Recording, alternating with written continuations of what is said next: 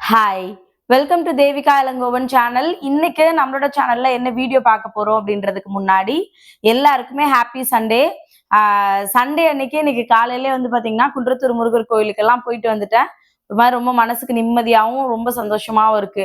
காலைல எப்பவுமே ஒரு 6 o'clockலாம் வீட்டுல இருந்து கிளம்புவேன். இன்னைக்கு ஒரு 7 o'clock தான் வந்து கிளம்பி இருந்தேன். நிறைய கூட்டம் இன்னைக்கு. ஆக்சுவலா கல்யாணம், அங்க நிறைய கல்யாணம் வந்து நடந்துட்டு இருந்துச்சு. அதனால பயங்கர கூட்டமா இருந்துச்சு. அதனால முருகரெல்லாம் பாக்குறதுக்கு கொஞ்சம் லேட் ஆயிடுச்சு. வந்து இப்போ காலையில மணி கரெக்டா 10:30 இப்பதான் வீடியோ வந்து எடுக்கிறேன். கண்டிப்பா ஈவினிங் 5 o'clock வீடியோ வந்து அப்லோட் வந்து ஆயிடும். ஆஹ் இன்னைக்கு எதை பத்தி பேச போறேன் அப்படின்னா, டெய்லி வந்து ஏதாவது எனக்கு தெரிஞ்ச சில விஷயங்களை வந்து சொல்றேன். அதுல நேத்து போட்டிருந்த வீடியோல வந்து பாத்தீங்கன்னா நிறைய பேர் சொன்னது, அக்கா உங்களோட ரொட்டீன் கேட்டது நிஜமாவே எங்களுக்கே டயர்டா வந்து இருந்துச்சு. இன்னும் சில பேர் சொன்னது, பேசும்போது மூச்சு வாங்குதுன்னு சொன்னீங்க, அதனால உங்க உடம்ப பாத்துக்கோங்க அப்படின்னு சொல்லிட்டு எனக்கு பர்சனலா டேபுக்கு வந்து மெசேஜ் வந்து அனுப்பியிருந்தீங்க. Thank you so much. எனக்கு பர்சனலா மெசேஜ் பண்ணியிருந்த எல்லாருக்குமே ரொம்ப தேங்க்ஸ் வந்து சொல்லிக்கிறேன். ஏன் அப்படின்னா, யார் சொல்லுவா, இப்ப நான் எனக்கு எனக்கு கூட என் தங்கச்சி இருக்கா அப்படின்னா என் உடம்பு பாத்துக்கோன்னு சொல்லுவாங்க. எங்க அம்மா இருக்காங்கன்னா வந்து சொல்லுவாங்க. பட் என்ன உங்களோட அக்காவாவா, அம்மாவா, தங்கச்சியா, பொண்ணா, இப்படியெல்லாம் நினைச்சு எனக்கு கமெண்ட் பண்றவங்களுக்கும் சரி, எனக்கு பர்சனலா மெசேஜ் பண்றவங்களுக்கும் சரி, நான் பெரிய தேங்க்ஸ் வந்து சொல்லிக்கணும் அப்படின்னு சொல்லி நினைச்சேன். அடுத்தது வந்து பாத்தீங்கன்னா, இன்னைக்கு எதை பத்தி பேச போறேன் அப்படின்றத பத்தி சொல்லிடுறேன். அதுக்கு முன்னாடி நான் சொல்ற விஷயங்கள் எல்லாமே சரியாதான் இருக்கணும்லாம் இல்ல. இதுல ஏதாவது பிடிச்சிருந்துச்சுன்னா மட்டும் நீங்க எடுத்துக்கோங்க. இந்த வீடியோ உங்களுக்கு யூஸ்ஃபுல்லா இருக்கும்னு கண்டிப்பா நான் நம்புறேன். யூஸ்ஃபுல்லா இருந்துச்சா இல்லையா அப்படின்றத மறக்காம அப்படியே கமெண்ட்ல வந்து சொல்லிடுங்க. புதுசா யாராவது நம்ம சேனலை சப்ஸ்கிரைப் பண்ணல பாக்குறீங்க அப்படின்னா மறக்காம சப்ஸ்கிரைப் வந்து பண்ணி வச்சுக்கோங்க. உங்களுக்கு பிடிச்சவங்களுக்கு கண்டிப்பா ஷேர் பண்ணுங்க. இன்னைக்கு பார்க்க போறது என்ன அப்படின்னா, எப்பவுமே சொல்றதுன்னா என் வாழ்க்கை மாறவே மாட்டேங்குது, இப்படியே தான் இருக்கு, எப்படி ஆரம்பிச்சதோ அதே மாதிரிதான் என்னோட லைஃப் போயிட்டே இருக்கு அப்படின்னு சொல்லிட்டு நமக்குள்ள எப்பவுமே ஒரு தாட் இருக்கும். எல்லாரோட லைஃப்மே வந்து பாத்தீங்கன்னா ரொம்ப ஹாப்பியா அப்படியெல்லாம் இருக்குமான்னு கேட்டீங்கன்னா, எல்லாருக்கும் சின்ன சின்ன பிரச்சனை இருக்கும். ஆனா நிறைய பேர் யோசிக்கிறது என்ன அப்படின்னா, என் வாழ்க்கையில எந்த சேஞ்சஸுமே கிடையாது, நான் எப்படி இருந்தனோ அதே மாதிரிதான் இன்னும் இருந்துட்டே இருக்கேன். நான் நேத்து சொல்லும் போது கூட சொல்லியிருந்தேன், ஹஸ்பண்ட் சரியா பேசுறது இல்ல, பசங்க சரியா பேசுறது இல்ல, வீட்டிலே இருக்கேன், எங்கேயும் என்னால வெளில போக முடியல. இந்த மாதிரி நமக்கு 1008 ப்ரெஷர் வந்து கண்டிப்பா இருக்கதான் வந்து செய்யும். பட் நம்மளோட வாழ்க்கை மாறணும், நம்ம சந்தோஷமா இருக்கணும் அப்படின்னா கண்டிப்பா அதுக்கு நீங்க நினைச்சா மட்டும்தான் முடியும். அதுல எனக்கு தெரிஞ்ச சில விஷயங்களை நான் உங்களோட வந்து ஷேர் பண்ணிக்கிறேன். நம்மளோட மனசுதான் நம்ம சந்தோஷமா இருக்கிறத முடிவு பண்றது, இல்லை நம்ம கவலையா இருக்கணுமா அப்படின்னு முடிவு பண்றது நம்ம தான். நம்ம டிசைட் பண்ணாதான் நம்மளே கஷ்டப்படுத்திக்க முடியும், நம்மளை நம்மளே சந்தோஷமா வந்து வச்சுக்க முடியும். அப்போ நீங்க சந்தோஷமா இருக்கணும் அப்படின்னா அதுக்கு நீங்க முதல்ல நான் சந்தோஷமா இருக்க போறேன்ற முடிவு வந்து எடுங்க. அப்போ உங்களோட லைஃப் கண்டிப்பா வந்து மாறும். முதல்ல உங்களுக்கு அடுத்தவங்களுக்கு என்ன பிடிக்கலன்னு யோசிக்காதீங்க. கண்டிப்பா எல்லாருக்கும் அந்த கஷ்டம் இருக்கும். அக்கா உங்க வீட்டுக்காரர் உங்ககிட்ட நல்லா பேசுறாரு, அதனால நீங்க அப்படி சொல்லலாம் அப்படின்னு நீங்க யோசிக்கலாம். பட் அப்படியெல்லாம் வந்து கிடையாது. இப்ப எனக்கு முதல்ல என்ன சொல்றது, அடுத்தவங்களுக்கு பிடிக்கலன்னா என்ன, மேபி என்னோட லைஃப்ல வந்து இப்ப நான் ஹாப்பியா இருக்கேன், கடவுள் புண்ணியத்துல நான் ரொம்ப சந்தோஷமா இருக்கேன். பட் சில பேரோட குடும்பங்கள்ல வந்து பாத்தீங்கன்னா ஹஸ்பண்ட் பேசுறது இல்ல, பசங்க பேசுறது இல்ல, சரியா வந்து ரெஸ்பான்ஸ் பண்ண மாட்டாங்க, இந்த மாதிரி நிறைய விஷயங்கள்லாம் வந்து சொல்றாங்க. அதுக்காக உங்களோட லைஃப் வந்து நீங்க சந்தோஷமாவே இருக்க கூடாதா? உங்க ஹஸ்பண்ட் பேசல அப்படின்னா அவ்வளவுதான், உங்க வாழ்க்கை முடிஞ்சு போச்சா? இதே உங்க ஹஸ்பண்ட் வந்து வெளியில போயிட்டு யார்கிட்டயும் பேசாம இருக்காரா, சந்தோஷமா இல்லாம இருக்காரா, அவரோட ஃப்ரெண்ட்ஸை மீட் பண்ணாம இருக்காரா, அவங்க வந்து உங்களை பாத்துக்கல அப்படின்றத தாண்டி நீங்க முதல்ல என்னைக்காவது உங்களை பாத்துக்கிறீங்களான்னு ஃபர்ஸ்ட் யோசிங்க. உங்களுக்கு முதல்ல நீங்க உங்களை பிடிக்குதான்னு முதல்ல யோசிச்சு பாருங்க. அதுதான் சொல்வேன். ஏன்னா நீங்க யாரு அப்படின்றத ஃபர்ஸ்ட் நீங்க முதல்ல ரியலைஸ் வந்து பண்ணணும். அந்த குடும்பத்துல நீங்க ஒரு ஆள் இல்ல அப்படின்னா அந்த குடும்பம் எப்படி இருக்கும் அப்படின்றது கண்டிப்பா உங்களுக்கு தெரியும்.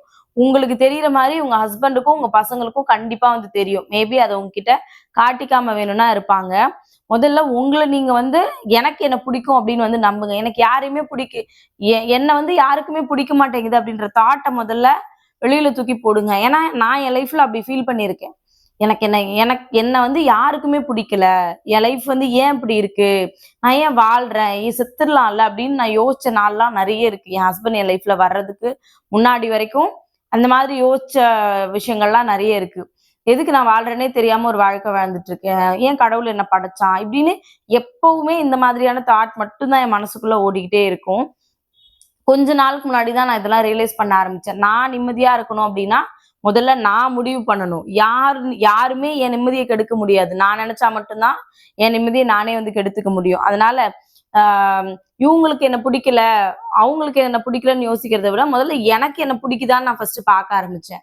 ஏன் எனக்கு என்ன, நான் நல்லா இருக்கேன், எனக்கு திறமை இருக்கு, நான் ஒரு விஷயம் பண்ண போறேன் அப்படின்னு இவ்வளவு விஷயம் நான் பண்றேன்னு நான் என்ன நானே அப்ரிஷியேட் வந்து பண்ணிக்க ஆரம்பிச்சேன். அன்னையில இருந்து என்னோட லைஃப் நிஜமாவே மாற ஆரம்பிச்சது. என்னோட வேல்யூ என்ன அப்படின்றது என் ஹஸ்பண்ட் சொல்லியோ என் பசங்க சொல்லியோ எனக்கு தெரியணுன்ற அவசியம் வந்து கிடையாது. என் மதிப்பு என்னன்னு எனக்கு கண்டிப்பா தெரியும். நீங்க என்ன வேலை பாக்குறீங்க, உங்க வீட்டுக்காக நீங்க எவ்வளவு உழைக்கிறீங்க, நீங்க வெளியில போய் எவ்வளவு வேலை பாக்குறீங்க, நீங்க உங்க குடும்பத்துக்காக ஒரு 10 ரூபாய் எப்படி சேவிங்ஸ் பண்ணி வைக்கிறீங்க, உங்க ஹஸ்பண்ட் உங்களை கல்யாணம் பண்றதுக்கு முன்னாடி அவரோட லைஃப் எப்படி இருந்துச்சு, உங்களை கல்யாணம் பண்ணதுக்கு அப்புறம் அவரோட லைஃப் எப்படி இருக்கு, இது எல்லாமே உங்களுக்கு தெரியும்ல. அடுத்தவங்க நம்மள பாராட்டணும்னு நினைக்காதீங்க. நீங்க நீங்க உங்களே முதல்ல அப்ரிஷியேட் வந்து பண்ணிக்க பழகுங்க. கண்டிப்பா உங்க லைஃப் ரொம்ப ஹாப்பியா வந்து இருக்கும். அதனால நான் பண்ற விஷயத்துக்கு சின்ன சின்ன விஷயத்துக்கு கூட ஒரு அப்ரிசியேஷன் இல்லையே அப்படியெல்லாம் யோசிக்காதீங்க. ஏன்னா நீங்க அதை யோசிக்க ஆரம்பிச்சீங்க அப்படின்னா நீங்க அதே இடத்துல நின்றுவீங்க. உங்களால அடுத்த விஷயத்துக்கு உங்களால எதுவுமே பண்ண முடியாது. போடா என்னடா வாழ்க்கை அப்படின்ற மாதிரி உங்களுக்கு தோண ஆரம்பிச்சிரும். நீங்க அதெல்லாம் விட்டுட்டு யார் பாராட்டினா இல்ல, உங்களுக்கு நீங்களே வந்து பாராட்டிக்கோங்க. உங்களுக்கு நீங்களே அப்ரிஷியேட் பண்ணும்போது நீங்க யார் வந்து நம்மள பாராட்டல, யார் நம்ம கிட்ட பேசலன்னு யோசிக்கிறீங்களோ, நீங்க அவங்கள கண்டுக்காம உங்க வேலையை நீங்க பார்க்க ஆரம்பிச்சீங்க, உங்களை நீங்க லவ் பண்ண ஆரம்பிச்சீங்க அப்படின்னா யோசிப்பாங்க. இவ நம்ம பின்னாடியே சுத்திட்டு இருப்பா, இவ நம்ம கிட்ட பேசலாம் கூட வழிய வழிய பேசிக்கிட்டே இருப்பா, ஆனா ஏன் இப்ப நம்மள கண்டுக்கவே மாட்டேங்கிறா. நீங்க உங்கள மாத்திக்க ஆரம்பிச்சீங்க அப்படின்னா, ஆப்வியஸா அடுத்தவங்களோட அவங்க நம்ம கிட்ட வந்து சரியா பேசலன்ற தாட் எல்லாம் உங்களுக்கு கண்டிப்பா வரவே வராது. அப்போ ஆட்டோமேட்டிக்கா நீங்க யாரெல்லாம் உங்கள வெறுக்குறாங்கன்னு நினைச்சீங்களோ, அவங்கலாம் உங்க பின்னாடி ஈஸியா வர்றதுக்கு நெறைய வாய்ப்பு இருக்கு. முதல்ல உங்ககிட்ட நீங்க அன்பா இருங்க. எப்பவுமே நான் இப்படிதான், எனக்கு வந்து என்ன சொல்றது, ஆ என்ன வாழ்க்கை இது அப்படின்னு நமக்குள்ளேயே ஒரு சலிப்பு வரும்ல, அந்த மாதிரி எல்லாம் இல்லாம, என் வாழ்க்கைக்கு என்ன, நான் நல்ல சந்தோஷமா இருக்கிறதுக்கு தான் பொறந்திருக்கேன்ற நம்பிக்கைய முதல்ல உங்களுக்குள்ள சொல்லிக்கோங்க. கண்டிப்பா அது உங்களோட லைஃப்ப நிஜமாவே வந்து மாத்தும். இது நான் வீடியோக்காகலாம் வந்து சொல்லல. என் லைஃப்ல இந்த மாதிரியான விஷயங்கள்லாம் நான் ஃபாலோ பண்ணேன். நிஜமாவே என் லைஃப் ரொம்ப ஹாப்பியா வந்து மாறியிருக்கு. ஏன்னா முன்னாடி இருந்த தேவி வந்து எப்படின்னா, எல்லாத்துக்கும் ஏதாவது ஒரு காரணம் கண்டுபிடிச்சு நான் கவலைப்பட்டுட்டே தான் இருப்பேன். எனக்கு கவலைப்படுறதுக்கு என்ன கஷ்டப்படுத்துறதுக்கு வேற யாரோலாம் தேவை கிடையாது. நான் என்ன கஷ்டப்படுத்துறதுக்கு நான் ஒரு ஆளே போதும். நான் கஷ்டப்படுறத தாண்டி என் வீட்ல இருக்கவங்களையும் வந்து கஷ்டப்படுத்தியிருக்கேன். என்னன்னா, எனக்கு இது ரொம்ப கவலையா இருக்கு. நீங்க ஒரு ஒரு தடவ ஒருத்தர்கிட்ட வந்து கவலையா இருக்குன்னு நீங்க வந்து சொல்லலாம். ஒருத்தர்கிட்ட நீங்க 10 தடவ எனக்கு கவலையா இருக்கு, கவலையா இருக்கு, கவலையா இருக்குன்னு சொல்லிட்டே இருந்தீங்கன்னா, உங்க வீட்ல இருக்க நிம்மதியே வந்து போயிடும். நீங்க கவலையா இருக்கிறது மட்டும் இல்லாம, ஆப்போசிட்ல இருக்க பெர்சனையும் நீங்க கவலையா தான் வந்து மாத்துறீங்க. அது உங்க ஹஸ்பண்டா இருக்கலாம், உங்க அப்பா, அம்மாவா இருக்கலாம், கூட பிறந்தவங்களா இருக்கலாம், உங்க ஃப்ரெண்ட்ஸா இருக்கலாம், யாரா வேணாலும் இருக்கலாம். நான் அத ரியலைஸ் பண்றதுக்கு எனக்கு கொஞ்ச நாள் டைம் வந்து எடுத்துச்சு. ஒரு 3 வருஷத்துக்கு முன்னாடி வரைக்கும் நான் அப்படிதான் வந்து இருந்தேன். எல்லாத்துக்கும் கவலைப்பட்டு, அழுதுகிட்டு, எதுக்கு தான் அழுவேனே தெரியாது. எனக்கெல்லாம் இப்பலாம் யோசிக்கும்போது, நெ என்ன சொல்றது? நம்ம லைஃப்ல நம்ம வாழ்க்கையில பாதி நாள நம்ம அழுதே கழிச்சிட்டோமோ! அப்டின்ற மாரி தான் எனக்கு வந்து இருக்கு. அதனால உங்களோட பலம் என்ன அப்டின்றது உங்களுக்கு மட்டும் தான் தெரியும். உங்களோட பலமா நீங்க வச்சுக்க வேண்டியது என்ன அப்டின்னா, நீ என்ன பாராட்டலனாலும், நான் செய்ற வேலைய அப்ரிஷியேட் பண்ணலனாலும், நீ என்ன லவ் பண்ணலனாலும், நான் எப்படின்றது எனக்கு தெரியும் அப்படின்றத, நீங்க என்னைக்கு ரியலைஸ் பண்ண ஆரம்பிக்கிறீங்களோ, அன்னைக்கு உங்களோட லைஃப் கண்டிப்பா மாறும். என் பசங்க நல்லா இருக்கணும், என் ஹஸ்பண்ட் நல்லா இருக்கணும், அவங்க உடம்பு நல்லா இருக்கணும், அவங்களுக்காக இந்த விஷயம் பண்ணணும் அப்படின்னு நம்ம யோசிப்போம். பட் எப்போ அவங்கலாம் எந்த அளவுக்கு முக்கியமோ, அந்த அளவுக்கு உங்களுக்கு நீங்க முக்கியம். நீங்க உயிரோட இருந்தா தான் இவங்க எல்லாரையும் வந்து பார்த்துக்க முடியும். இருக்கிறது ஒரே ஒரு லைஃப் தான். அந்த லைஃப் நம்ம வாழ்றதுக்காக வந்து பிறந்திருக்கோம். அது சந்தோஷமா வந்து இருக்கணும். நம்ம அடுத்தவங்கள பார்த்துக்கிற மாரி உங்கள நீங்க செல்ஃப் கேர் வந்து கண்டிப்பா பண்ணிக்கோங்க. உங்களுக்கான சில விஷயங்கள் வந்து பண்ணிக்கோங்க. சின்ன சின்ன விஷயத்துல ஆரம்பிச்சு, பெரிய விஷயமா இருந்தா கூட, எல்லாமே உங்களுக்காக சில விஷயங்கள் பண்ண ஆரம்பிங்க. கண்டிப்பா உங்களோட லைஃப் மாறும். ஈவினிங்ல வாக்கிங் போங்க. சாயங்காலம் ஆச்சுன்னா முகம் கழுவி ஒரு பவுடர் அடிச்சு பொட்டு வைங்க. வீட்ல விளக்கேத்தி வைங்க. வீடு பாசிட்டிவா வச்சுக்கிறதுக்கு ட்ரை பண்ணுங்க. இந்த மாரி நீங்க உங்களுக்கு சின்ன சின்ன விஷயங்கள்ல பிஸியா வச்சுக்கும்போது, யார் நம்மள கண்டுக்கல, இவங்க பேசல, அவங்க பேசல, எந்த தாட்டுமே உங்களுக்கு வரவே வராது. அதனால புதுசா ஒரு விஷயம் கத்துக்கிறதுக்கு முயற்சி பண்ணுங்க. உங்க வீட்ல இருக்கவங்கலாம் உங்கள பார்த்து ஆச்சரியப்படணும். இவளா இப்படி இருக்கா? எப்பவுமே ஒரு மாரி வந்து ஒண்ணு ஏதாவது சொல்லி திட்டிக்கிட்டே இருப்பா. இல்லன்னா அமைதியா மூஞ்ச தூக்கி வச்சுட்டு உட்கார்ந்துட்டே இருப்பா. இவ நம்மள கண்டுக்கவே மாட்டேங்கிறாளே! இவ வேலைய பார்க்குறாளே! வீட்ல டெய்லி எந்திரிச்சு விளக்கேத்துறா. அவ வேலைய பார்க்குறா. நம்மள டிஸ்டர்பே பண்றது இல்லையேன்னு ஆட்டோமேட்டிக்கா அவங்களே உங்ககிட்ட வந்து வருவாங்க. அதனால அடுத்தவங்கள பத்தி யோசிச்சு உங்க லைஃப்ப வந்து வேஸ்ட் பண்ணிக்காதீங்க. உங்களுக்கு இருக்கிறது ஒரே ஒரு லைஃப். அதனால நீங்க உங்க லைஃப உங்களுக்கு புடிச்ச மாரி வாழ்றதுக்கு கொஞ்சமாவது வந்து ட்ரை பண்ணுங்க. கண்டிப்பா உங்களோட லைஃப் ரொம்பவே வந்து மாறும். அதே மாதிரி யாராவது ஏதாவது தப்பு பண்ணாங்க அப்படின்னா, அவங்கள மன்னிக்கிறதுக்கு வந்து கத்துக்கோங்க. கண்டிப்பா உங்களோட லைஃப் ரொம்ப வந்து மாறிடும். ஏன்னா, யாராவது ஒருத்தங்க தப்பு பண்றாங்க அப்படின்னா, அது வந்து மனசுலயே வச்சுக்கிட்டு இவ இத பண்ணிட்டான். இவன்கிட்ட நான் பேசவே கூடாதுன்னு முடிவு பண்றதெல்லாம் ஓகே தான். ஆனா அத வளர்த்துக்கிட்டே வந்து போகாதீங்க. நீ அவ்வளதான். அத புரிஞ்சுக்கிட்டீங்கன்னா அமைதியா விலகிடுங்க. அத தாண்டி அவங்க கிட்ட சண்டை போடுறதோ, அதெல்லாம் வந்து வச்சுக்கவே வச்சுக்காதீங்க. ஏன் அப்டின்னா, நீங்க அவங்க கிட்ட ஒரு வார்த்தை பேசுனீங்கன்னா, அவங்க திரும்ப உங்ககிட்ட 4 வார்த்தை பேசுவாங்க. நீங்க பேசுற வார்த்தைய விட அவங்க இருந்து வர வார்த்தை உங்கள ரொம்ப காயம் வந்து படுத்தும். அதனால நீ தப்பு பண்றியா? எனக்கு அது தெரியுதா? நான் உன்ன மன்னிச்சுட்டேன். பொழச்சு போன்னு விட்டுட்டு போங்க. உங்கள யாராவது கூடவே இருந்து ஏமாத்துறாங்களா? உங்களுக்கு தெரியுதா? அவங்க முன்னாடியே நீ எனக்கு என்ன பண்ணன்றது எனக்கு தெரியும். இருந்தாலும் நீ என் லைஃப்ல இனிமே வேண்டான்னு அவங்கள ஒதுக்கி வச்சுட்டு உங்களோட வேலைய பார்க்கறதுக்கு வந்து ஆரம்பிங்க. நிஜமாவே உங்க லைஃப் ரொம்பவே வந்து மாறும். யாராவது ஒருத்தன் தப்பு பண்ணிட்டான் அப்டின்னா, அவன் எனக்கு எதிரின்னே எப்பவுமே மைண்ட்ல வந்து வச்சுக்கவே வச்சுக்காதீங்க. உனக்கு தெரிஞ்சது அவ்வளதான். உனக்கு நீ கத்துக்கிட்ட விஷயம் அவ்வளதான். நான் உன்ன போனா போதுன்னு விட்டுட்டேன்னு சொல்லிட்டு நீங்க விட்டுட்டு உங்களோட வேலைய பார்க்க ஆரம்பிங்க. ஏன்னா, நீங்க அந்த அந்த அந்த அவங்கள மன்னிக்காம நீங்க அப்படியே அத கேரி பண்ணிட்டே போனீங்க அப்படின்னா, மேபி யாராவது வந்து நான் பண்ணது தப்பு. நான் தெரியாம பண்ணிட்டேன் அப்படின்னு உங்ககிட்ட வந்து மன்னிப்பு கேட்கறாங்கன்னா, ஈஸியா வந்து சொல்ருங்க. பரவால்ல விட்டுரு ஒண்ணும் பிரச்சனை கிடையாதுன்னு விட்டுட்டு, அவங்களோட ஃப்ரெண்ட்ஷிப்ப கன்டின்யூ வந்து பண்ணாதீங்க. பட் வந்து பார்த்தீங்கன்னா, அவங்க கிட்ட பேசும்போது நார்மலா பேசிட்டு அந்த பிரச்சனைய அப்படியே முடிக்க வந்து பாருங்க. நீங்க அத வளர்த்துக்கிட்டே போனீங்க அப்படின்னா, அது இன்னும் உங்கள வந்து ரொம்ப ஸ்ட்ரெஸ்ஃபுல்லா கண்டிப்பா ஆக்கும். அடுத்தது வந்து பார்த்தீங்கன்னா, உங்களோட கோவத்த வந்து கண்டிப்பா விடுங்க. நான் எப்பவுமே சொல்றது அதுதான். கோவம் வந்து நம்மளோட லைஃப்ல நெறைய விஷயங்கள வந்து மாத்தும். அதனால கொஞ்சம் கஷ்டமான விஷயம் தான். இருந்தாலும் அந்த கோவத்த கொஞ்சம் கொஞ்சமாவது கண்ட்ரோல் பண்றதுக்கு ட்ரை பண்ணுங்க. என்ன மாதிரியான சிச்சுவேஷன் இருந்தாலும் கோவத்த கண்ட்ரோல் பண்ணுங்க. கண்டிப்பா உங்களோட லைஃப் ரொம்பவே வந்து மாறும். அதே மாதிரி உங்கள நீங்க முதல்ல மன்னிக்க கத்துக்கோங்க. ஏன் அப்டின்னா, நம்பளும் வந்து மனுஷங்க தான். நம்பளுமே நெறைய விஷயங்கள்ல சின்ன சின்ன தப்பெல்லாம் வந்து பண்ணியிருப்போம். பட் என்ன மாரி தப்பு அப்டின்னா, இப்ப நான் முன்னாடியே சொன்னேன்ல, நான் முன்னாடி எல்லாத்துக்கும் அழுதுகிட்டே இருப்பேன். அப்ப அந்த மாதிரி நடந்த விஷயங்கள் எல்லாத்தையும் நான் இப்ப நெனச்சு, ஒருவேள நான் முன்னாடி அப்டி இல்லாம இருந்திருந்தேன்னா, இன்னும் என் லைஃப் நல்லா இருக்குமோ அப்டின்னு நான் அத யோசிக்க ஆரம்பிச்சேன்னா, என் லைஃப் இப்பவும் அப்டியே தான் வந்து இருக்கும். நான் முதல்ல என்ன முதல்ல மன்னிச்சுக்கிறேன். நீ பண்ண தப்பெல்லாம் முதல்ல நான் மன்னிச்சுக்கிறேன்னு, எனக்குள்ளே வந்து பாத்தீங்கன்னா, நான் என்ன மன்னிச்சு வந்து விட்டுர்றேன். அந்த மாதிரி உங்கள நீங்களும் மன்னிக்க வந்து கத்துக்கோங்க. ஏன் அப்டின்னா, நம்ம லைஃப்ல சின்ன சின்ன மிஸ்டேக்லாம் பண்ணியிருப்போம். இப்ப நெறைய பேர் என்கிட்ட வந்து சொல்லுவாங்க பேசும்போது, என்னன்னா அப்பல்லாம் வந்து இந்த லேண்ட் வந்து பாத்தீங்கன்னா, வெறும் ரூ. 5000 கிடைச்சது. அந்த டைம்லாம் நான் வந்து இதெல்லாம் வந்து எங்க இருந்து டெவலப் ஆக போகுது வேணான்னு சொல்லிட்டு வாங்காம விட்டுட்டேன். அப்படின்னு சொல்லிக்கிட்டே இருப்பாங்க. இன்ன நாள் வரைக்கும் அத சொல்றவங்க நெறைய பேர் நான் வந்து கேள்விப்பட்டிருக்கேன். இந்த ஏரியாவிலேயே. எனக்கு தெரிஞ்சவங்க அடிக்கடி அந்த வார்த்தைய சொல்லுவாங்க. அப்ப என்ன நான் அப்ப பெரிய தப்பு பண்ணிட்டேன் அப்படின்னு. அந்த தப்பு இன்னும் உங்க மைண்டுக்குள்ள இருக்கு அப்படின்னா, அப்ப நீங்க இன்னும் உங்களுக்கு வந்து உங்கள நீங்க இன்னும் மன்னிக்கல அப்படின்னு அர்த்தம். இது வந்து ஒரு எக்ஸாம்பிள்க்கு தான் சொல்றேன். இது மாரி உங்களோட லைஃப்ல நீங்க என்ன மாதிரியான விஷயங்கள் வேணா பண்ணியிருக்கலாம். நான் அன்னைக்கு இத பண்ணாம இருந்திருந்தேன்னா, எங்க வீட்ல இந்த பிரச்சனை வந்திருக்காது. இதனால என் ஃபேமிலி பிரிஞ்சிருக்காது. அன்னைக்கு நான் இந்த வார்த்தைய என் ஹஸ்பண்ட் கிட்ட சொல்லாம இருந்திருக்கலாம். இது நடந்துருச்சு அப்படின்னு நீங்க யோசிச்சு, நீங்க பண்ண தப்ப மனசுக்குள்ளயே வச்சுட்டே இருக்காதீங்க. அது வந்து நடந்து முடிஞ்சிருச்சு. அது திரும்ப வந்து சரி பண்ண முடியாது.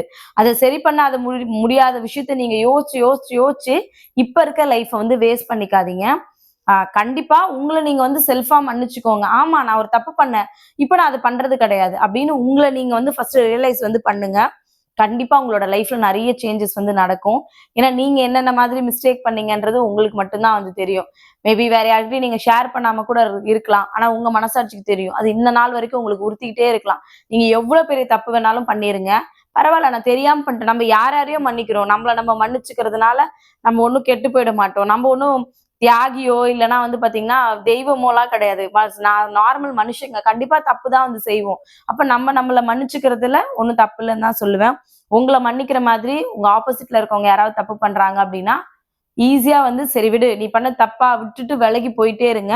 கண்டிப்பா உங்களோட லைஃப் வந்து 200% வந்து மாறும். அடுத்தது வந்து பாத்தீங்கன்னா, அந்த நெகட்டிவ் தாட்ஸ வந்து கண்டிப்பா குறைங்க. உங்களோட லைஃப் வந்து ரொம்பவே மாறும். எக்ஸாம்பிள்க்கு சொல்லணும்னா, எது எடுத்தாலும் என்னால இதெல்லாம் என்னால பண்ண முடியாது. ஒரு வேலைக்கு போகணுமா? இல்லப்பா என்னால வேலைக்கெல்லாம் போக முடியாது. எனக்கு பசங்க இருக்காங்கன்னு யோசிக்கிறது தப்பு கிடையாது. ஆனா அந்த பசங்கள வச்சுட்டு நம்ம என்ன பண்ண முடியும்னு யோசிக்கணும். என்னால பண்ண முடியாது அப்படின்னு சொல்றது ஈஸி. பட் நீங்க 4 பேர் இருக்கும்போது ஒரு வேலை சொல்றாங்கன்னா, இத நான் ஈஸியா பண்ணிடுவேன்னு சொல்லும்போது, அந்த 3 பேர் உங்கள பார்க்குற பார்வையே வேற மாரி இருக்கும். அது உங்களோட லைஃப் ரொம்பவே மாத்தும். அதனால எப்பவுமே என்னால முடியாதுன்னு சொல்லி பழகாதீங்க. அதுக்கான முயற்சியாவது பண்ணுங்க. கண்டிப்பா உங்களால முடியும். ஏன் அப்டின்னா, நீங்க பண்ணலன்னா அந்த வேலைய வேற ஒருத்தங்க பண்ண போறாங்க. அப்ப அவங்களால முடியும்போது ஏன் உங்களால முடியாது அப்டின்றத ஒரு நிமிஷமாவது யோசிச்சு பாருங்க. அது எந்த மாதிரியான விஷயமா வேணாலும் இருக்கலாம். ஒரு சிஸ்டர் கூட சொன்னாங்க, "நான் யூடியூப் ஸ்டார்ட் பண்ணணும்னு நெனைக்கிறேன் சிஸ்டர். பட் என்னால முடியல" அப்படின்னு. ஏன் முடியாது? அதுக்கான முயற்சி நீங்க பண்ணியிருக்க மாட்டீங்க. ஒரு வேலைக்கு போணும் அப்படின்னா, "என்னால முடியல. எனக்கு உடம்பு முடியல. என்னால வீட்டு வேலை பார்க்க முடியல." இப்படியெல்லாம் நம்ம காரணம் சொல்லிக்கிட்டே இருப்போம். பட் உங்களால முடியும். எல்லா வேலையும் உங்களால பண்ண முடியும். அத நீங்க முதல்ல நம்பணும். என்னால முடியாது அப்படின்ற நெகட்டிவ் தாட்ஸ மட்டும் நீங்க தூக்கி போட்டீங்கன்னா போதும். அதே மாதிரி, "இதெல்லாம் எனக்கு நடக்காது. ஆ இதெல்லாம் எனக்கு வராது." அப்படின்றத விட நான் ட்ரை பண்றேன் அப்படின்றது உங்களுக்கு இன்னும் உங்களோட லைஃப சேஞ்ச் பண்ணும். இப்ப எனக்கு பாத்தீங்கன்னா, என்ன சொல்றது? எனக்கு முன்னாடி எல்லாம் பேச வராது. சொன்னா நம்புவீங்களா? ஷூட் போவேன். ஷூட் போனா ஒரு 4 ஒரு பக்கம் ஃபுல்லா குடுப்பாங்க. ஒரே ஒரு டாபிக் மட்டும் குடுப்பாங்க. அந்த டாபிக் வச்சு ஒரு 2 செகண்ட் கன்டினியூஸா பேச சொல்லுவாங்க. எனக்கு பேச வராது. என் பக்கத்துல நிக்கிற பொண்ணு நல்லா பேசும். ஒரு ப்ராடக்ட் குடுத்து அந்த ப்ராடக்ட்ட பத்தி பேச சொல்லுவாங்க. எனக்கு பேசவே வராது. பட் நான் எனக்கு பேச வராது. இது என்னால முடியாது அப்படின்னு நான் ஸ்டாப் பண்ணியிருந்தேன் அப்படின்னா, இப்ப நான் உட்கார்ந்து 20 நிமிஷம் என்னால எதுவுமே எழுதாம, எதையுமே இது பண்ணாம, ஆ நான் வெறும் பாயிண்ட்ஸ் வச்சு மட்டும் எனக்கு ஞாபகம் வரப்போலாம் தோன்ற பாயிண்ட்ஸ், படிக்கிற பாயிண்ட்ஸ் எல்லாம் நோட் பண்ணி வச்சு, இவ்வளோ தூரம் பேச முடியுமான்னு கேட்டீங்கன்னா, அது என்னோட முயற்சின்னு தான் கண்டிப்பா சொல்லுவேன். நான் அன்னைக்கு இது என்னால முடியாது அப்படின்னு யோசிச்சிருந்தேன்னா, இன்னைக்கு யூடியூப் சேனல்ல என்னால உட்கார்ந்து இப்படி பேச முடியாது. அது மாதிரி உங்களாலயும் எல்லாமே முடியும். இது எனக்கு நடக்காதுன்னு மட்டும் யோசிக்காதீங்க. ஏன் அப்படின்னா, ஆ எல்லாமே நடக்கும். எல்லாமே நடக்கும். நம்ம எண்ணம் போல தான் நம்ம வாழ்க்கைன்னு சொல்லுவாங்க. நீங்க என்னலாம் நினைக்கிறீங்களோ, அது எல்லாமே நடக்கும். அதனால அதுக்கான முயற்சிய மட்டும் விடாம பண்ணுங்க. அடுத்தது பார்த்தீங்கன்னா, எனக்கெல்லாம் நல்லதே நடக்காது. என் லைஃப்ல எனக்கெல்லாம் நல்லதே நடக்காது. ஆ எல்லாரும் நல்லா இருக்காங்க. நான்லாம் லைஃப்ல இப்படியே தான் இருப்பேன். அப்படின்னு நினைச்சீங்கன்னா, உங்க லைஃப் அப்படியே தான் இருக்கும். அது முடியவே முடியாத விஷயமா இருந்தா கூட, கண்டிப்பா நடக்கும்னு நம்புங்க. 100% உங்க லைஃப்ல அது நடக்கும். அது என்ன மாதிரியான விஷயமா வேணாலும் இருக்கலாம். நான் பார்த்தீங்கன்னா, அப்படிதான் எல்லாத்தையும் நம்புவேன். இன்னைக்கு இப்போ ஒரு 5 மினிட்ஸ்க்கு முன்னாடி ஒரு சிஸ்டர் எனக்கு மெசேஜ் பண்ணாங்க. கேட்டிருந்தாங்க, "சிஸ்டர் உங்களோட யூடியூப் இன்கம் எவ்வளோ வரும்? யூடியூப்ல நிஜமாவே பணம் வருமா? யார் உங்களுக்கு பணம் குடுப்பாங்க?" எனக்கு இது ரொம்ப நாளா டவுட். நான் நெறைய யூடியூபர்ஸ் கிட்ட கேட்கிறேன். பட் எனக்கு யாருமே சரியா பதில் சொல்ல மாட்டேங்கிறாங்க அப்படின்னு சொல்லிட்டு. நான் அப்ப அவங்க கிட்ட சொன்னேன், "சிஸ்டர் சேனல் இந்த மாரி 1000 சப்ஸ்கிரைபர்ஸும் 4000 வாட்சிங் ஹவர்ஸும் இருந்துச்சுன்னா, சேனல் மானிட்டைஸ் ஆயிடும். பட் அப்போ நமக்கு பணம் வராது. எனக்கு பணம் வர்றதுக்கு 5 வருஷம் கிட்ட ஆச்சு. இந்த 5 வருஷமா நான் தொடர்ந்து வீடியோ போட்டுட்டு இருந்தேன். எனக்கு பார்த்தீங்கன்னா, $100 வரணும். $100க்கு ரூ. 8,500 கிட்ட சம்திங் வரும். அந்த $100 நான் ரீச் பண்றதுக்கு 3 மாசம் ஆனாலும், 2 மாசம் ஆனாலும் எனக்கு ரூ. 8,000 தான் வரும். அந்த $100 நான் கிராஸ் பண்றேன். ஒரே மாசத்துல $150 எடுக்கிறேன்னா, ஒரு டாலருக்கு ரூ. 80 நெனைக்கிறேன். கரெக்ட்டா எனக்கு தெரியல. அத பொறுத்து தான் நமக்கு அமௌண்ட் வரும். நீங்க எவ்வளோ வாங்குவீங்கன்னு கேட்டாங்க. நான் என்ன சொன்னேன், என்னோட வீடியோ ரீச் ஆகுறத பொறுத்து. நான் பேசிக்கா ஒரு ரூ. 8,000 இருந்து ஒரு ரூ. 11,000 ரூ. 12,000 வரைக்கும் மாசம் இல்ல. 2 மாசத்துக்கு ஒரு தடவ தான் வாங்கிட்டு இருக்கேன் அப்படின்னு சொல்லியிருந்தேன். ஏன் இத பர்ட்டிகுலரா இப்போ மென்ஷன் பண்ணி சொல்றேன் அப்படின்னு பார்த்தீங்கன்னா, அவங்க கேட்டாங்க, "நீங்க கஷ்டப்படுறது ரொம்ப ஜாஸ்தியா இருக்கு. ஆனா நீங்க சொல்ற அமௌண்ட் கம்மியா இருக்கு" அப்படின்னு சொல்லிட்டு. எனக்கு ஒரு நம்பிக்கை இருக்கு. என்னோட இதுல 2,500 சப்ஸ்கிரைபர் இருக்கும்போது நான் நெனச்சேன், கண்டிப்பா என்னோட சேனல் ஒரு நாள் ஆ ரீச் ஆகும். 4 பேருக்கு நான் தெரியும்னு நான் நம்பினேன். அந்த வார்த்தைய நான் திரும்ப திரும்ப சொல்லிக்கிட்டே இருந்தேன். ஏன்னா, என்ன சுத்தி நின்னு கிண்டல் பண்ணவங்க நெறைய பேரு. என் ஹஸ்பண்ட் கிட்ட அடிக்கடி ஒரு வார்த்தை சொல்லுவேன். கண்டிப்பா என் சேனல் டெவலப் ஆகும். கண்டிப்பா நான் ஒரு நாள் என் லைஃப் மாறும் அப்படின்னு சொல்லிக்கிட்டே இருந்தேன். இன்னைக்கு என் லைஃப் கண்டிப்பா மாறி இருக்கு. எனக்கு என்ன வெளில போம்போது 100 பேருக்கு தெரியலனா கூட ஒரு 10 பேருக்கு என்ன தெரியுது அப்படின்றது, அது என்னோட நம்பிக்கை. நான் செஞ்ச முயற்சின்னு தான் நான் கண்டிப்பா சொல்வேன். அதே மாதிரி நான் வாடகை வீட்ல இருக்கும்போது, எனக்கு நம்ம வீட்ல ஃபோட்டோ ஃப்ரேம்ஸ் நெறைய இருக்கும். அந்த பாலகுருன்னு ஒருத்தர் வருவாரு. அவர்கிட்ட சொல்லி ரூம்ல ஃபோட்டோ அடிக்க சொல்லுவேன். அப்ப சொல்வாரு, "மேடம் எத்தன ஃபோட்டோ மேடம் அடிப்பீங்க?" அப்படின்னு கேட்பாரு. நான் சொல்லுவேன், "பாலகுரு இது வாடகை வீடு. அதனால கம்மியா அடிக்கிறேன். நான் சீக்கிரமாவே சொந்த வீடு வாங்கிருவேன். வாங்கும்போது நீங்க தான் என் வீட்டுக்கு வருவீங்க. என் பெட்ரூம்ல நானும் என் ஹஸ்பண்டும் இருக்கிற போட்டோ மட்டும் என் ரூம் ஃபுல்லா நீங்க வந்து அடிச்சு கொடுக்கணும் பாலகுரு, கண்டிப்பா நடக்கும்னு அவருக்கு எப்ப வந்தாலும் சொல்லுவேன். அப்பெல்லாம் என்கிட்ட வீடு வாங்கணுன்ற யோசனையும் இல்ல, அதுக்கான பணமும் கிடையாது. ஆனா எனக்கு ஒரு நம்பிக்கை மட்டும் இருந்துச்சு, நான் என்னைக்காவது கண்டிப்பா வீடு வாங்கிருவேன் அப்படின்ற நம்பிக்கை இருந்துச்சு. இந்த வீடு வாங்கிட்டு பாலகுருக்கு கால் பண்ணி சொன்னேன், பாலகுரு நான் சொன்ன மாதிரியே நான் வீடு வாங்கிட்டேன், நீங்க வந்து பெட்ரூம்ல வந்து நானும் என் ஹஸ்பண்ட் இருக்கிற போட்டோ வந்து ஃபுல்லா அடிச்சு கொடுங்க அப்படின்னு சொல்லிட்டு. அப்போ நான் அன்னைக்கு சொன்ன வார்த்தை இன்னைக்கு நிஜமாச்சு. நான் அதுக்காக கஷ்டப்பட்டேன், உழைச்சேன். அது எல்லாத்தையும் தாண்டி நான் வந்து ஒரு விஷயம் நடக்கும்னு நம்புறேன்ல, அந்த நம்பிக்கை தான் என்ன வந்து இவ்வளவு தூரம் கூட்டிட்டு வந்திருக்குன்றதுல நான் எப்பவுமே தீர்க்கமா வந்து நம்புவேன். என் லைஃப்ல எதுவுமே முடியவே முடியாதுன்னு நான் எதையுமே சொல்ல மாட்டேன். என் லைஃப்ல நடக்கவே நடக்காதுன்னு நான் எதையுமே சொல்ல மாட்டேன். எப்பவுமே சொல்லுவேன், நாங்க சந்தோஷமா இருக்கோம், இனிமேலும் நாங்க சந்தோஷமா தான் இருப்போம். அது வெறும் வார்த்தை மட்டும் கிடையாது. இந்த வார்த்தை தான் என்ன சந்தோஷமா என் லைஃப்ல வந்து வைக்கும். அதனால என் லைஃப்ல எதுவுமே நல்லது நடக்காதுலாம் எப்பவுமே யோசிக்காதீங்க. உங்க லைஃப்ல நல்லது மட்டும் தான் நடக்கும். நான் சொல்றேன். கண்டிப்பா நீங்க சந்தோஷமா தான் வந்து இருப்பீங்க. அது நீங்க முதல்ல நம்புங்க. உங்களோட நெகட்டிவ் தாட்ஸ வந்து தூக்கி போட்டீங்கனாலே நிஜமாவே நீங்க ரொம்ப ஹாப்பியா உங்களோட லைஃப் வந்து மாறும். அதே மாதிரி ஆ நம்மளோட அது சொல்லுவாங்கல்ல, நன்றியோட இருக்க கத்துக்கன்னு சொல்லுவாங்கல்ல. அந்த மாரி நன்றிய தாண்டி அடுத்தவங்களுக்கு நன்றி சொல்றதுக்கு வந்து கத்துக்கோங்க. அது என்னவன்னா இருக்கலாம். உங்க ஃபேமிலிக்கு நன்றி சொல்லுங்க. கடவுளுக்கு நன்றி சொல்லுங்க. அதே மாதிரி உங்களோட ஹெல்த்துக்கு நன்றி சொல்லுங்க. நான் டெய்லி காலையில உட்கார்ந்து சாமி கும்பிடும்போது கடவுள்கிட்ட வந்து சொல்லுவேன். பாபா கிட்ட வந்து சொல்லுவேன். பாபா நீ இல்லன்னா எனக்கு இந்த லைஃப் வந்து கண்டிப்பா கிடையாது. என் பூபேஷ் வந்து எனக்கு கிடைச்சே இருக்க மாட்டான். அதனால உனக்கு எவ்வளவு நன்றி சொன்னாலும் பத்தவே பத்தாதுன்னு பாபாக்கு நன்றி சொல்வேன். முருகர் கிட்ட வந்து நான் ஏதோ ஒரு வீட்ல இருந்தேன், வாடகை வீட்ல. ஒரு நாள் தான் நான் அழுதேன். என்னால இப்படி விளக்கு கூட ஏத்த முடியல. நான் ஒரு நாள் தான் அழுதேன். இன்னைக்கு என் சொந்த வீட்ல நான் யாருக்கும் பயப்படாம, நான் எப்ப வேணாலும் மணி அடிப்பேன். எப்ப வேணாலும் விளக்கேத்துவேன். இது என் வீடு. நான் தனி வீடு மாரி இருக்கணும்னு நெனச்சேன். எனக்கு தனி வீடு மாரி ஒரு வீட்ட குடுத்துருக்க. உனக்கு நன்றின்னு கடவுளுக்கு வந்து நன்றி சொல்லுவேன். இந்த மாரி ஒரு விஷயத்துக்கும் நன்றி சொல்லுவேன். நைட்டு படுக்கிறேன், இல்ல ஒரு டிவி பார்க்குறேன் அப்படின்னும்போது கூட நான் யோசிக்கிற விஷயம், இந்த நிமிஷம் என் குடும்பத்தோட நான் இருக்கேன். இதுக்கு நான் உனக்கு தான் நன்றி சொல்லணும்னு நான் அந்த இயற்கைக்கு நன்றி சொல்வேன். கடவுளுக்கு நன்றி சொல்வேன். சொல்லிக்கிட்டே வந்து இருப்பேன். என் ஹஸ்பண்ட் கிட்ட நெறைய தடவ தேங்க்ஸ் சொல்லுவேன். தங்கம் நீ இல்லன்னா என் லைஃப் எப்படி இருந்திருக்கும் அப்படின்னு. என் பசங்க கிட்ட நெறைய தடவ தேங்க்ஸ் சொல்லுவேன். எனக்கு நானே வந்து தேங்க்ஸ் சொல்லிப்பேன். இந்த மாதிரி ஆ உங்களுக்கு புடிச்சவங்களுக்கு கண்டிப்பா கண்டிப்பா வந்து தேங்க்ஸ் சொல்லி பழகுங்க. அது இன்னும் உங்களோட லைஃப் ரொம்ப அழகா வந்து மாத்தும். இதெல்லாம் நான் என்னோட லைஃப்ல வந்து ஃபாலோ பண்ற விஷயங்கள். கண்டிப்பா இதுல ஏதாவது உங்களுக்கு சில விஷயம் புடிச்சிருந்ததுன்னா மறக்காம சொல்லுங்க. முடிஞ்சதுன்னா ட்ரை பண்ணி பாருங்க. உங்களோட லைஃப்பும் ரொம்ப அழகா மாறும். தேங்க் யூ சோ மச் எல்லாருக்கும். Happy Sunday. ரொம்ப ரொம்ப ஹாப்பியா இன்னைக்கு டேவ வந்து உங்க ஃபேமிலியோட ஸ்பெண்ட் பண்ணுங்க. மறுபடியும் நாளைக்கு இன்னொரு வீடியோல பார்க்கலாம். Thank you.